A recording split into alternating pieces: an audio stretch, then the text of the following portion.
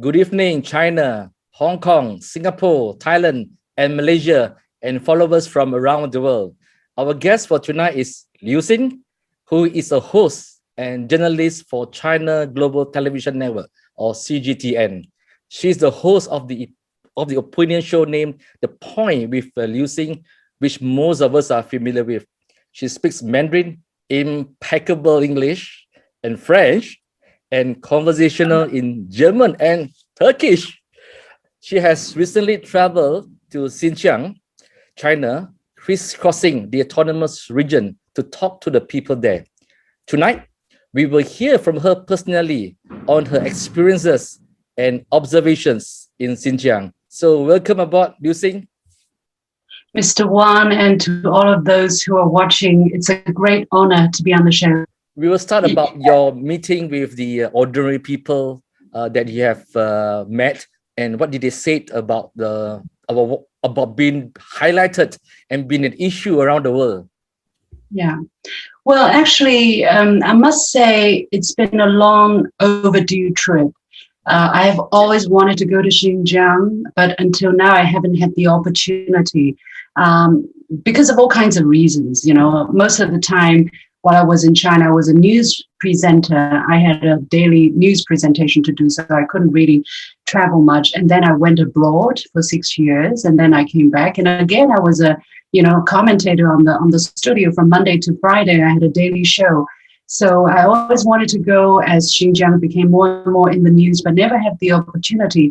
And finally, when this latest round of forced labor accusation flared up again 2 weeks ago, I and my boss, she said, "Do you want to go to Xinjiang?" I said, "Yes, finally, let's go. Let's just, leave everything behind and make the trip for 2 weeks." It's really unacceptable that I haven't seen this place, that I haven't, talked to the people in person. So we decided that we're going to go. And then 2 days later, literally 2 days later, we were there. So it's actually a long, how should I say, a long-awaited trip, but it was very hastily organized. So by the time we get there, we didn't really have a very clear idea who we're going to talk to.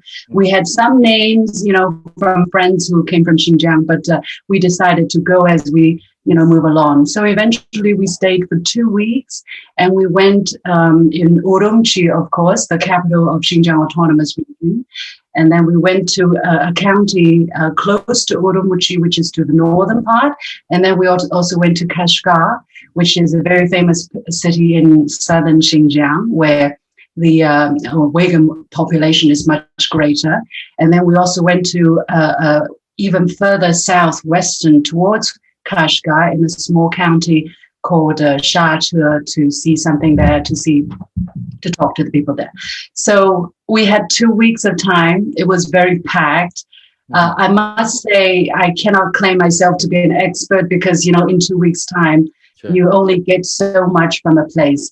But it was, again, fascinating. Every day, it was just like from morning to evening, it was so stimulating because I was seeing this place. I was smelling the air. I was smelling of the smell of every place, and I was touching, I was shaking hands with people, and finally talking to the people that have been in the news for all this trip. It was also touching because I think by the time we left Xinjiang, me and my colleagues, we really already started missing it. The people were so friendly. Yeah. Yes. On the plane, we were kind of sad. The first few days, we were kind of down. And me and my colleagues, right? Look, we missed the food in Xinjiang. We missed the hospitality, the simpleness of the people. They don't, go through many different rounds before they tell you something. If they like something, they tell you they like it. If they don't like it, they tell you they like it. Straightforward. So many things happen. Okay, Liu Xin, I think I beat you to it. I have been to Xinjiang. I went to Xinjiang for 2 weeks by road, by rail, and of course I crossed over to the Flaming Mountains, okay, and all the way to Urumqi. Okay, I really share your enthusiasm and excitement for the minorities, especially the Uyghurs there. I saw in my own eyes, okay? I mean, a lot of people in many parts of the world, especially Muslims, my Muslim friends, they ask me these questions. Is it true that Muslims, there are no mosques in Urumqi, no mosque in Kashgar, that the mosque has been closed down, and that the Muslims are not allowed to pray, they are not to do the fasting in the holy month of Ramadan. I understand that from your video, you actually interviewed an imam in Kashgar. Tell us about your interview with the imam. Well, this imam, he actually was he's the son of an imam who was killed brutally by terrorists a couple of years ago. And this imam took up the job of his father and became an imam of this mosque, the biggest mosque in Xinjiang, in Kashgar. He something he said really touched me very deeply. He said, in the past, people thought, religion was just, Muslims were just followers of a religion. And now he wants his followers to understand that they're citizens of a country as well. Yeah.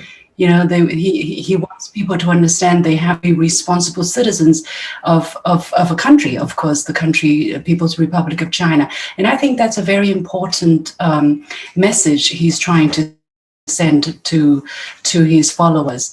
And his children, he was talking about his children. He has 3 children, and they are not interested in becoming imams anymore. He says it's their choice. China's constitution guarantees people have the right to choose to believe in certain religion. They also have the right to not to. And his children, if they choose to follow his footsteps, he would be happy. But otherwise, it's their choice. Yeah, it's been. As I said, it's been a very intense experience. I only could touch the surface, I have to say, in 2 weeks' time, talking to people from very different spectrum of very different walks of life. So I'm sure I'll go a second time. In terms of fasting, I don't know what was your experience there. I mean, for instance, our driver was a Hui, ethnic Hui. Yes. And he was fasting. He was working during the day, and he told us he can't drink, he can't eat. Yes. He was fasting. So I don't understand, where this rumor comes from, that people cannot do this if they choose to. Liu Xin, there are how many mosques in Kashgar? There was a number that was given by the imam. I don't have it on top of my mind, but if you listen to the interview, it's in there. Yeah, I'm sorry, I don't have it on. But there are to every 5,000 people. I remember this because I did the calculation on the spot. To every 5,000 people of the local inhabitants, there was one mosque. Yes. Okay, Liu Xin, you know that the narrative, the intentional misrepresentation of these Western politicians and the Western media, there are 3 things that they raise up. 1, of course, is genocide. 2 is forced labor. And 3, of course, is concentration camp. Okay, now these 3 issues. Okay, we know that in the cotton field, which are done commercially, okay, there's no way you can force people to do labor like slaves. Okay, it has to be done via machines. Okay, machinery. Now, what have you seen there? I've seen videos of actual machines being done there, because that is only possible if you want to do a commercial production. Well, the time we went, it's not cotton picking season, so we couldn't really witness any, actual working scenes in the cotton fields. What I did was I went to different sources. For instance, I talked to an expert in agriculture. He was director of an agricultural institute in Xinjiang Agriculture University. So he was able to, does research on cotton. So he was able to give me the overall picture. And he was born and raised and grew up in Xinjiang. He visits cotton fields, cotton farmers, everywhere for the past, decades. So he knows the big picture. I got some statistics from him as well. For instance, in northern Xinjiang, the cotton the level of mechanization is something like 95% to 99%. Practically no manual labor is used in cotton picking. And then in southern Xinjiang, that level is lower. But still, the majority is done by machine. And there are several reasons. Sometimes it's because of the different variety of cotton that people choose to use manual labor instead of machine. So it is not 100%. Yeah, this is what I found out. And then I went and talked to a cotton grower near Kashgar. I also talked to a cotton picker near Kashgar, and I also experienced cotton planting myself, because this was the planting season. Yeah, so I was only to see the kind of machines that they use to plant cotton, and the level of mechanization, how it works, and the technology that they have. For instance, they have this beta satellite navigation system, which is developed by China, which could help them help the cotton planting machines become driverless. Not even these are done by machines, but they can be driverless. This is really fascinating. Yeah, and then I also visited a service team with drones, where they use many different kinds of drones to do fertilization. And this team would travel in different parts of Xinjiang to provide service for the people who need it. So the level of mechanization is indeed quite high. Yeah, these are the experiences that I had. What kind of skills training are provided to Uyghurs and the minorities to improve their lives? What kind of training? What kind of training? Language skills, work skills to improve their lives? I think there is a lack of understanding from the outside world as to the investment in the kind of welfare, in the kind of education for the people, not just for Uyghurs, of course, for everybody in Xinjiang.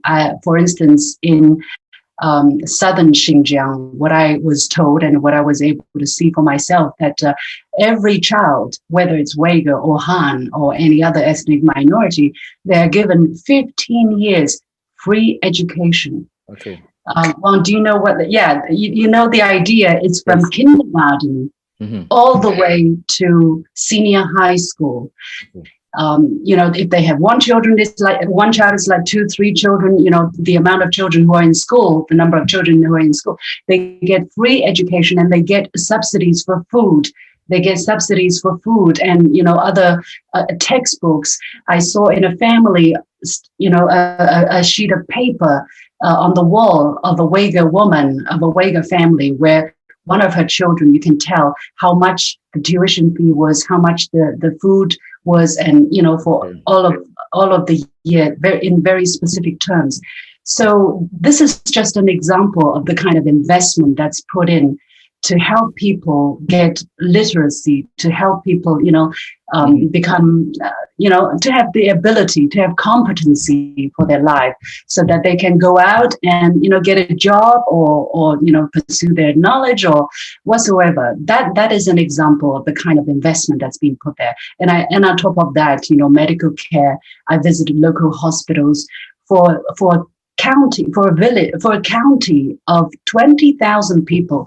They had a complete clinic for themselves, and they had for every single person in southern Xinjiang, they had one annual free checkup, health checkup, one, for everybody. I mean, coming from Beijing, where I had to squeeze into the, in long lines in the hospitals. I mean, we were all looking in awe and jealousy, we would be able to have this kind of, care, yeah. Okay. Beside the teaching of Mandarin in schools, the Uyghurs taught in their own language? At this moment, I have to say this is one thing which I really regret. I haven't had the opportunity to go to a local school and see for myself. What I'm able to tell is that almost everywhere I go, I wouldn't say 100%, but almost everywhere I go, the road signs, signs of shops or posters in hospital are bilingual. know, Uyghur and Han Chinese. So this is one thing. And then I can tell you that actually many places I went, a lot of people can't understand Mandarin. Yes. Especially Uyghur people, of course. Some of them couldn't understand me when I tried to talk to them. So there's a real, I would say there's a real need for the language that's used all over China, the Putonghua, to be taught to in the schools. And of course, you know, Uyghur being the native tongue, the mother tongue of the Uyghur ethnic group, it will be used, it will be kept. People, you know, singing songs, traditional music, playing traditional music. The Uyghur language scene is vibrant. I saw it myself. I saw the use of the Uyghur language and the Chinese language in signboards and in many parts. And in fact, that some years back, my company actually invited the performers from Xinjiang to come and perform in Malaysia to show their dances of the Uyghurs and other minority groups. So those of us have seen that, we understand what it's like now. Why do you think that Xinjiang has been used as an issue? We all understand that the China's economic, the rise of China as an economic power has caused a lot of discomfort, a lot of uncertainty to the West, who finds that their position in power has changed. The global order, so to speak, has really changed now. But why do you think that Xinjiang is used as a narrative? This is a question that I'm very interested to find out as well. You know, I ask this question very often to my guests as well. I think for some people, for some ordinary people in the West, they genuinely are concerned about human rights. So when they see the reports that they're fed every day, there is a natural sense of, you know, they wonder, or they think that human rights are not being fully protected in Xinjiang. So there are these questions as well. I would say for these people, it's, you know, they don't really have any ulterior motives. They are genuinely curious about what really happens in Xinjiang. There are other people, of course, who I would say, have other agendas, you know, instead of really caring about the Muslims or the, you know, ethnic minorities in China. One thing you just have to find out, if they are really caring about the rights of Muslims and thinking that, you know, they should be allowed to practice, to follow their way of life, why in Western countries, you know, they have these or that restrictions as well? Imagine the United States, if they are, you know, they have the ban for people from Muslim majority countries. Why do they do that? If they really genuinely care about, you know, the rights, the welfare of you know, Muslim people.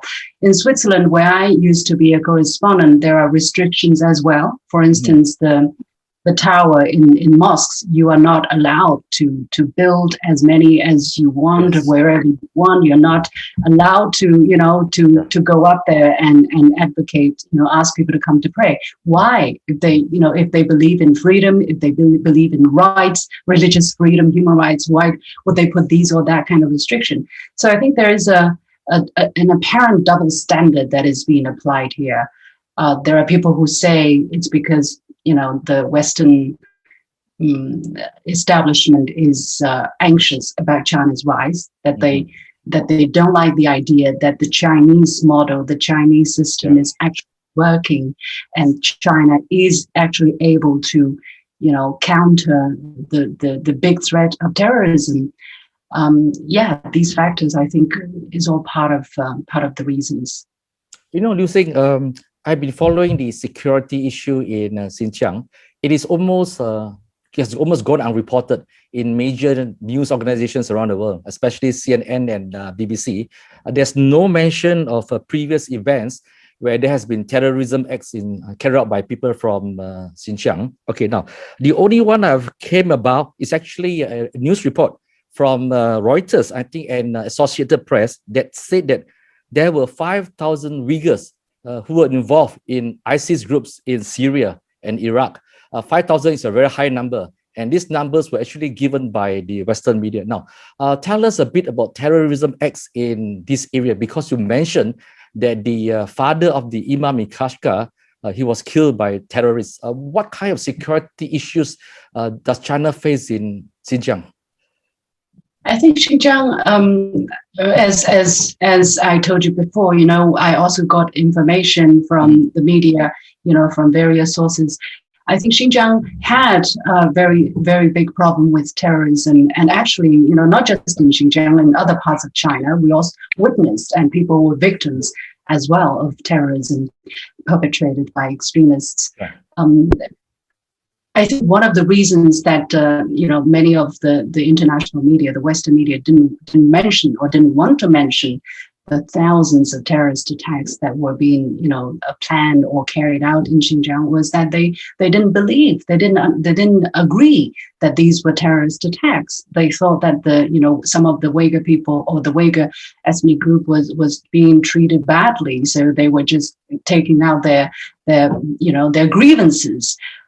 Whereas we don't understand, we don't agree. I think the great majority of Chinese people do not agree that even if you have whatever grievances, you are not going to take it out on innocent civilian people. If you go to Xinjiang, you could tell that finally the fear is lifted with the help of the authorities, with the help of security measures, with all kinds of measures to educate people. Now you feel safe. And finally, not just Han Chinese people, but everybody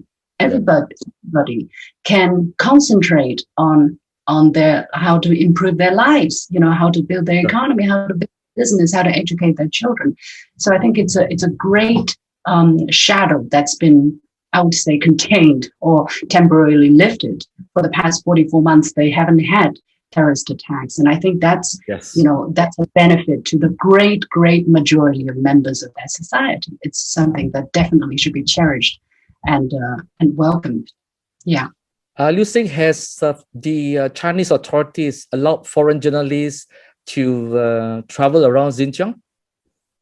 And this is also one of the things that I particularly try to find out. I talked to the local government officials in relevant department, and I asked.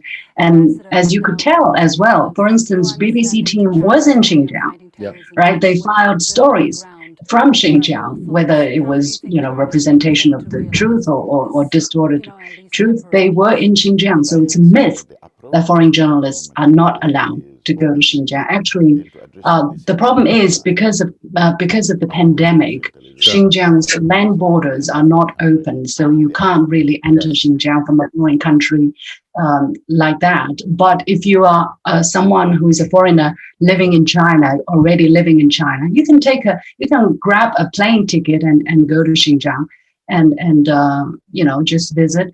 Other foreign journalists, they are free. If they're in China, they are free to go to Xinjiang and do stories. There is no restriction on that. Yeah. I've seen a lot of bloggers sending videos of their trips to Xinjiang. So in fact, today, the South China Morning Post reported that a large number of journalists, including one from Associated Press, was allowed to travel to Xinjiang freely. They can. Yeah, it's a myth that people can't go there. It's a myth. But the thing is, some foreign diplomats, they want to see, they raise preconditions like, I want to see this, I want to see that. If you don't allow me to do this or that, I'm not going. Yeah. That is the kind of narrative that's out there. But actually, you can go. It's not close to the outside world. The tourists, definitely.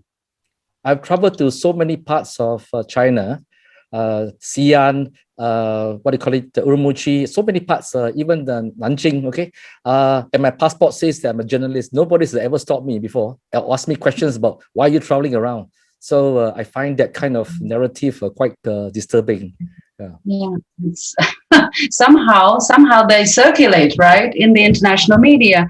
And somehow they have audiences. I mean, that's the frustrating part. So you have to go there and debunk it in person. It's not very easy. Okay, now, Liu Xin, we're coming to the part 2 of this interview, which I think is really interesting, okay?